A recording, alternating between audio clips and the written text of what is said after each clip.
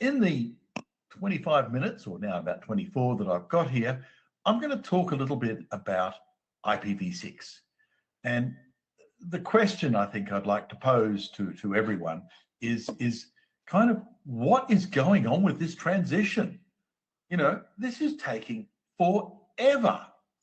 And you kind of go, oh, it's okay, isn't it? At APNIC, we do constant measurement of the amount of V6 that we see out there. We use an ad-based measurement system. We sample around between 25 to 30 million users a day with online ads from across the entire internet. And quite frankly, the numbers that we get for that are actually not bad. You know, this is the last 10 years of doing this for every single day. And as you see, it's a classic kind of up and to the right curve. The blue line is the amount of folk that will get to an IPv6 only resource. The red line is when you've got given a dual stack choice. The red line is the ones that will actually get there in V6. Both lines are tracking up and to the right. What's your problem? Well, the problem is in the scale. It's taken 10 years since we started this measurement, since 2014. And if you really think about V6, it's been close to 30 years, yet the deployment level is still just kicking around 36%. It's not exactly impressive. So what's going on? You know, it's been more than a decade now, 2011, since IANA handed out its last block of V4 addresses, around about a decade since most of the RIRs managed to get down to their last /8 or whatever the final policies were. And to be perfectly frank, we've been in a state of V4 address exhaustion now for the last 10 years. If the whole idea of V6 was to actually give us a path out of this address exhaustion state, then something's going wrong. Because 10 years later, V6 uptake rate is a little over 1/3 of the internet. What's happening with the other 2/3? This is, of course, completely unexpected. And if we take that data that I just showed you and project it forward, and here I'm going to use the awesome power of mathematics and a simpler linear match line fit to the curve, a linear line fit gives us another 2 decades before it kind of comes to an end. That's ridiculous. Another 2 decades of this dual stack transition half-life? Seriously? That's crazy. That's not the plan, or at least it wasn't the original plan. We were meant to have this gone and done years ago. What's gone wrong? Here was what we'd thought was the plan, and it's a gorgeous plan. As we sort of contemplated the end of the V4 address pool, which is in red on this graph, as it came down, the pool size, the remaining amount of addresses, we thought that this industry would act prudently, would take into account future risk, and would up its V6 deployment. We also thought the internet would keep on growing, so this was a case of doing the transplant on the fly while keeping everything up in the air. But the idea was that V6 deployment would track a little faster than the size of the internet, so we never actually needed to get to the last V4 address. By the time that sort of we were close, V6 would be fully deployed, and once you get V6 everywhere, who needs V4? And so this was the plan. It was a good plan. The assumptions behind it didn't seem to have worked out.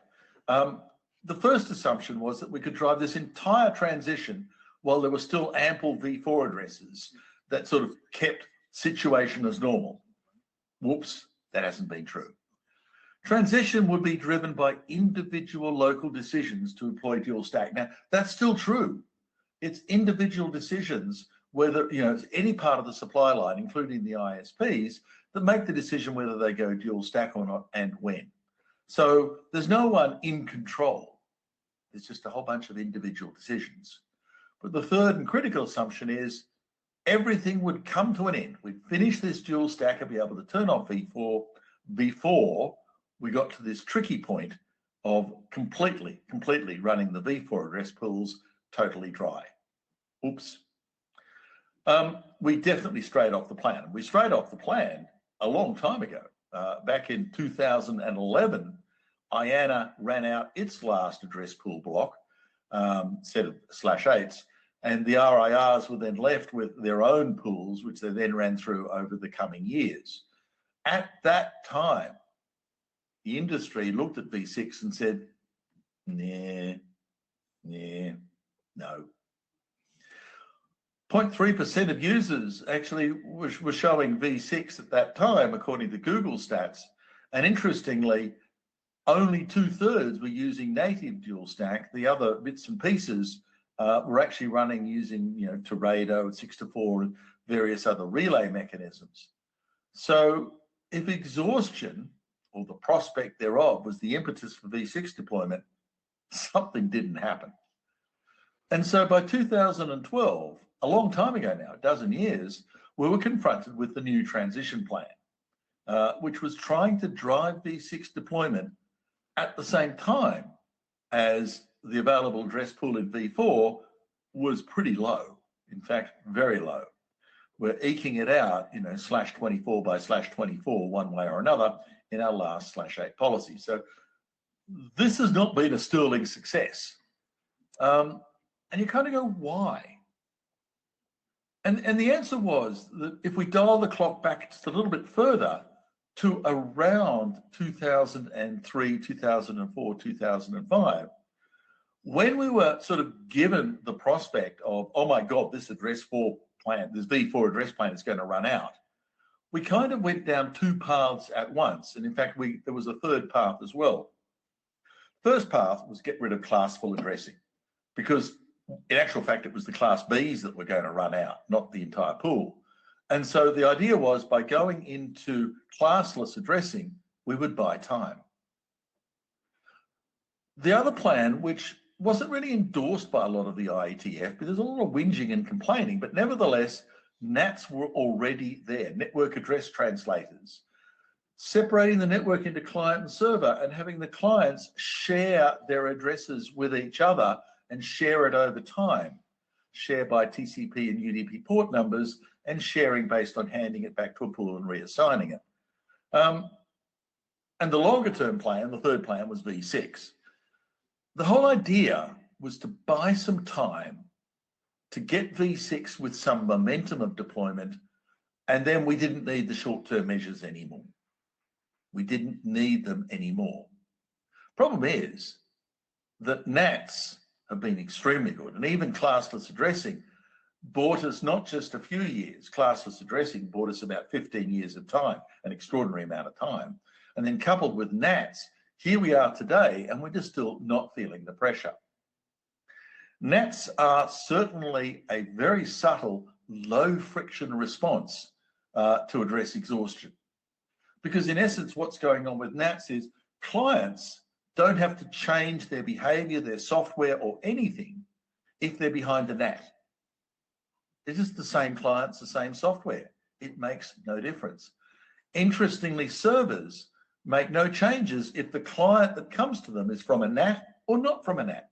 It's just an IP address and a port. It's just a connection pipe tuple. Makes no difference. Each network independently can figure out whether to deploy NATs or not. You can even cascade NATs in sequence, and it just kind of works, as we've seen for the last few years. It cuts out a whole bunch of other things, multi-party rendezvous, end-to-end peer-to-peer, but the mainstream internet, the public internet, wasn't really interested in that. It was really interested in these two-party client-server transactions. And for that, NATs just got on with the job and did it.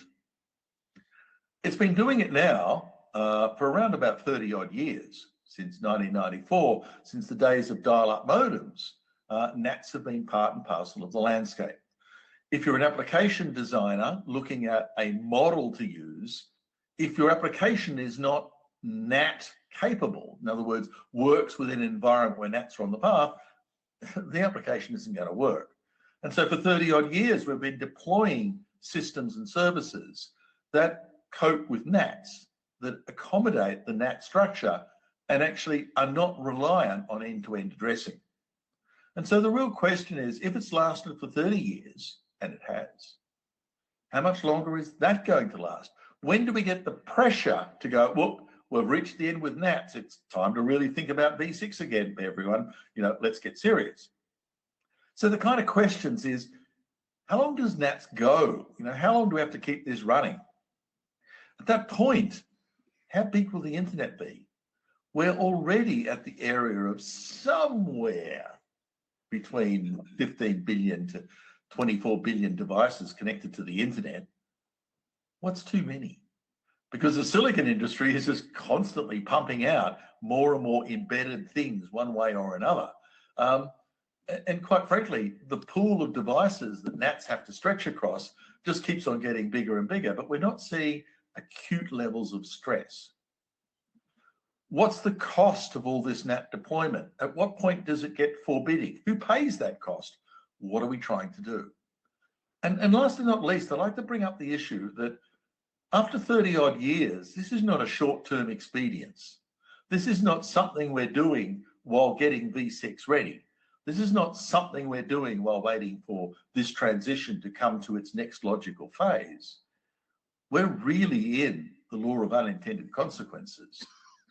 After 30 odd years, this environment that we're in, where partial deployment of V6 and a massive, truly massive reliance on network address translation in V4 is now the internet. This is the reality we're living with. You see, I think the issue is we took our eye off the ball with this V4 to V6 transition for a couple of reasons. The first reason was the short-term expedients were so good that across the 90s, once we put them in place, it was kind of, oh, we don't have to worry about V6 anymore. We'll just go and press on with whatever other business we were doing. And by the time things got a little bit more serious, around 2010 or so, the money had already moved. And if we follow the money, we find a very, very curious story. You see, in the classical internet, it was the network and the ISPs that were the center of the internet economy.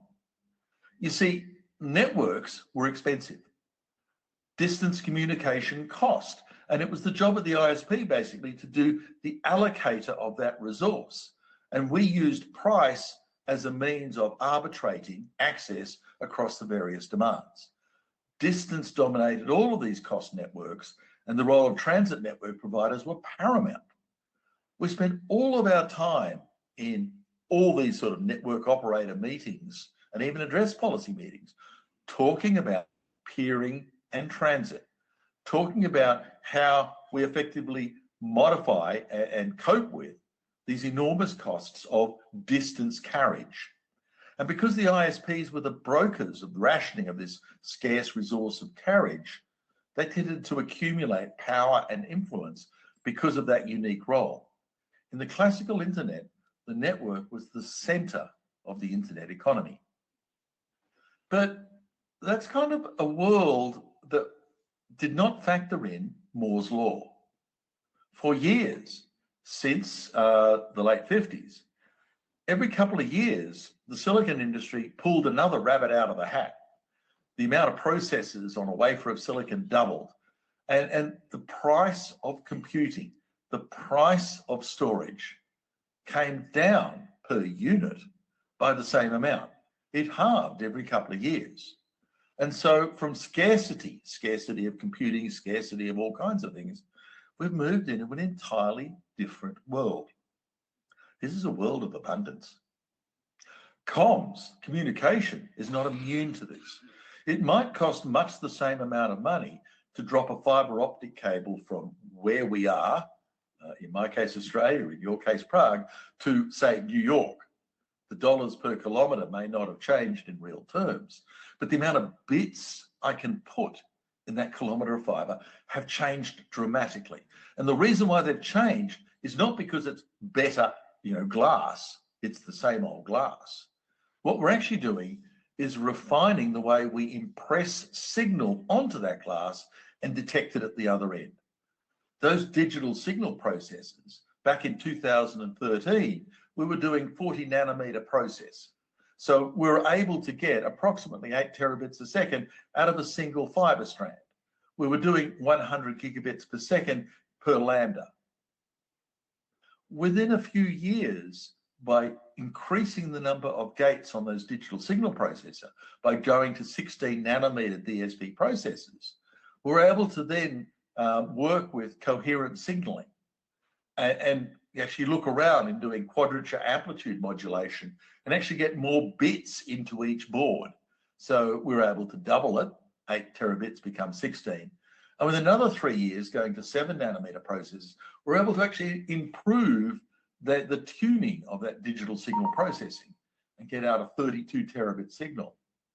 A couple of years ago, we were looking at just under a terabit per second per lambda, 800 gig, and a total fiber capacity of around 64 terabits per second. And at that point, we were driving 5 nanometer DSPs. As the chips get better, we cram more bits into the same piece of fiber, and that's continuing. Compute power, you probably know this as well as I do. This is a big graph from 1970 to today. And what it's showing is at that point, by the year 2020, we were doing 50 billion gates per chip. We're hammering away and getting closer and closer to 1 trillion. It's just getting bigger. And don't forget, that scale is not linear. It's a log scale. So Moore's law has been truly prodigious. And the other thing it's done is that the cost of storage as a result has plummeted. And again, same kind of graph, it's unit cost and the price. And don't forget, that graph is again exponential. This is a log scale. So, you know, it really has plummeted. What do you do in a world where computing, storage, and communications is abundant? Well, you get rid of the choke point. And the choke point is distance communication. You get rid of distance. Instead of going over there to get the service, why can't we replicate that service 1,000 times, 10,000 times, and bring an instance close to every bunch of consumers? And that's exactly what we've done. By moving distance out of the network and bringing things closer, we're actually able to get much, much bigger networking. We're scaling larger and faster because now we're serving content and service by distributing that load close to every single user. We've gone parallel, highly parallel. And with high capacity mobile edges, mobile platforms with 5G and soon at least 6G, this trend continues. We now serve the network, not from servers deep inside the network some distance away. We replicate the services and serve from the edge. This lets us scale like we've never been able to scale. Distance is also a speed problem. The closer you can bring the two communicating parties, the better you can actually drive the transport protocols, the more you can actually pull speed out of the network and make it work. And so as the packet miles, or in Europe, packet kilometers has shrunk, we're actually able to build edge-to-edge networks, or at least client-to-server networks, because those are the two edges here, the server edge and the client edge, that are much, much faster. And then we re-engineer applications to meet that criteria of a much faster response. We now want things like TLS 1.3 to cut down the number of messages that get exchanged before we bring up an encrypted service connection. We're increasingly trying to find ways to make this network even faster. And certainly the shorter the distance, the faster things go.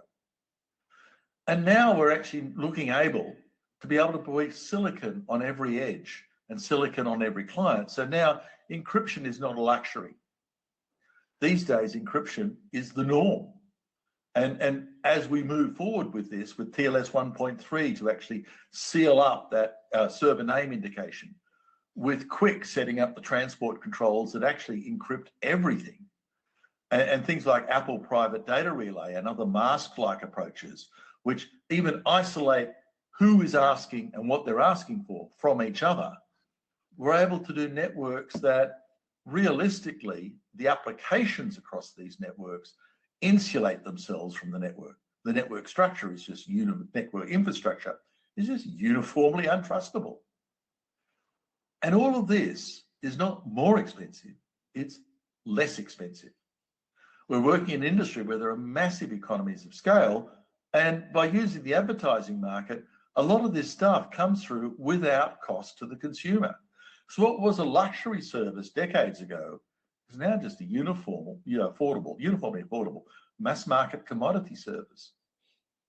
If what you wanted was a cheaper, larger internet, you've got it.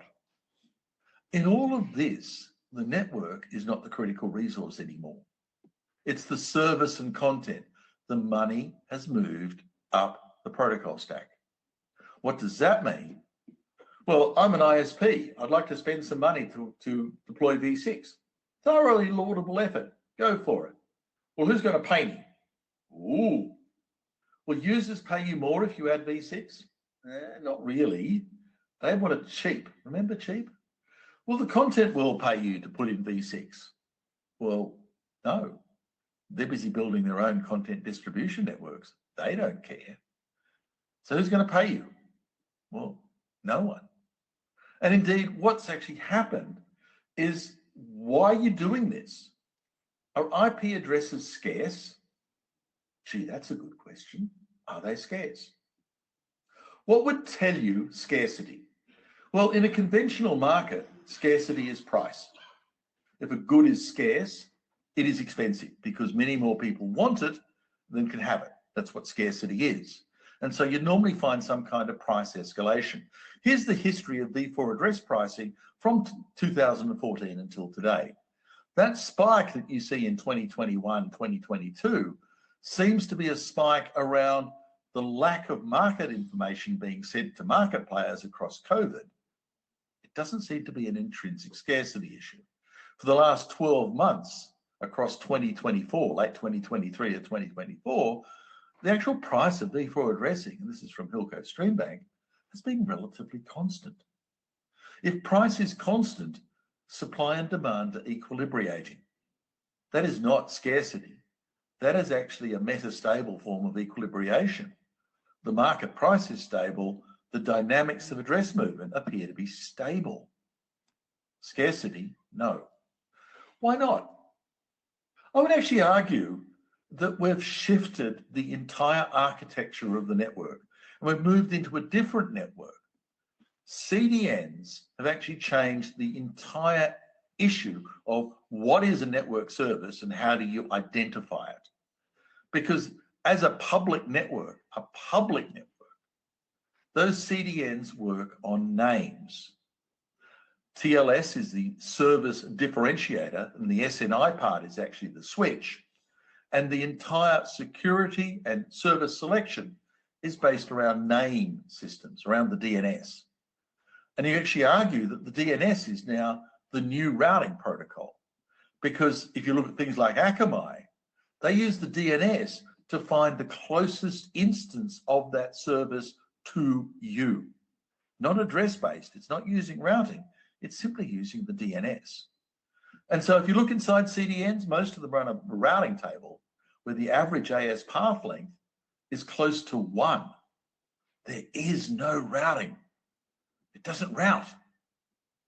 All of a sudden, we've moved from an end-to-end peer network into this client-server asymmetric world, where we've also managed to take single platform servers and use server plus network and moved into replicated servers that don't actually need a service network. They bolt directly into the access networks. Clients don't need to have a unique public address. Clients are inside NATs. They're only locally identified. Once you get out into the public internet, you just need to distinguish traffic from each other. IP addresses are merely ephemeral transport tokens. They're not identities anymore. Identity is the DNS. And so we've moved the entire internet from address-based networks into name-based services. And as so, we've followed this money and made the shift in the technology. We're actually using name systems.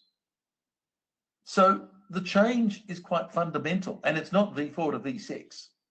The pressures of scaling, coupled with the opportunities that Moore's law has given us, has actually managed to make a network that's 1 billion times bigger than it was in the 80s, 1 billion times. But the way we've done this is change the core of the network architecture from addresses as distinguishing identification tokens to names. And in that perspective, Just simply changing one set of address tokens, v4 to another, v6, wasn't really going to give you the leverage that we've managed to get by changing into the namespace. There's no real benefit in replacing one 1980s architecture, v4, with another, v6. The real key was actually shifting the entire internet across to a different basic architecture. So in today's network, names matter. Names matter a lot. The DNS really matters. Really, really matters. I think it's an ICANN meeting in a couple of weeks. You should be worried. Names are the core of the internet. Addresses, not so much. Routing, not really, because we don't route anymore. All these CDNs, all the content is abutting all the access networks. The longer term, the money's still moving up the stack. And transmission infrastructure is actually an abundant commodity. Sharing networks doesn't matter. We're now able to afford long distance transit networks that are private. Google run their own. Amazon run their own. Meta run their own. Sharing doesn't matter anymore. We don't need to share, so we don't.